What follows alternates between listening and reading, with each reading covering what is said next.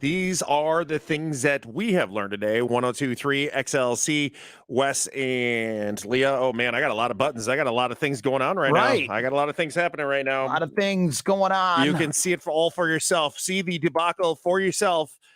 You can go to 102.3 XLC. You can go to the Wes and Leah page. Where else are we? We everywhere? I think we're tubing on YouTube. The U. Yeah. What we learned today brought to you by Dryer Vent Wizard of Lake Forest and Gurnee to avoid potential fire hazards. Schedule an appointment today. Dryer Vent Wizard of LakeForest.com. Tim, what have you learned? So we established, it was either earlier this week or late last week, the Star Wars nerdiness that is one Tim Vandertook. Well, yesterday, actually over the last couple of weeks, I've been watching the Lord of the Rings movies because for some reason my Blu-ray player, and yes, I still have one, because there's some movies that I can't find on streaming that I enjoy, and it's not working correctly, but with old DVDs, it works just fine. I don't know. I don't ask questions. So I watched all three of the movies and I realized yesterday, and I learned this, that, sports movies do it for guys and it makes them break down. Sure. The end of the third Lord of the Rings movie, it bleeps me up. Really? Like, to the point of like waterfall tears. And I'm like, you are such a nerd. How many are there? There's three. Okay. Because I have never watched them, but you think it's worth the time and effort? It's much easier than reading the books. Well, that's a given.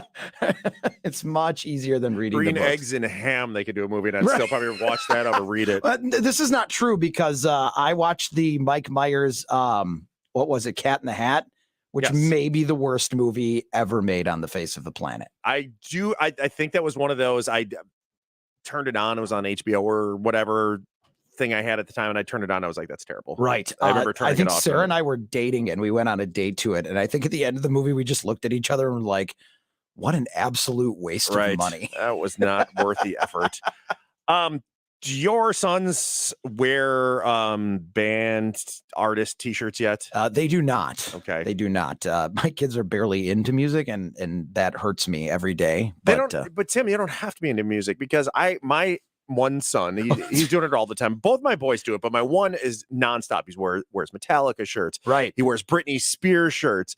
He has an AC/DC one. And I told him, I said, if you go to like TJ Maxx, you can find all those bands. No. I need only the album cover ones. I'm like, you wouldn't even know if it's the album cover one.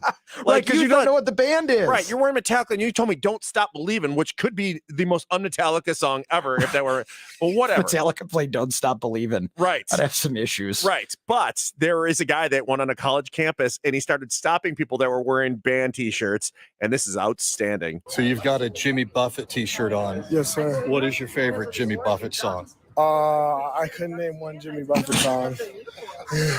Just a cool shirt. Thanks. Yeah, of course. At least he admits it. He admits it. Yeah. All right. And then, he wanders along and he sees another guy. So you have a Van Halen t-shirt on. What's your favorite Van Halen song? I don't know. I just woke up. Can you name one Van Halen? No. Not right now. Come back to me at 30. Come back to me in 30 when I Google it. 1 to 10, how high was that kid, by the way?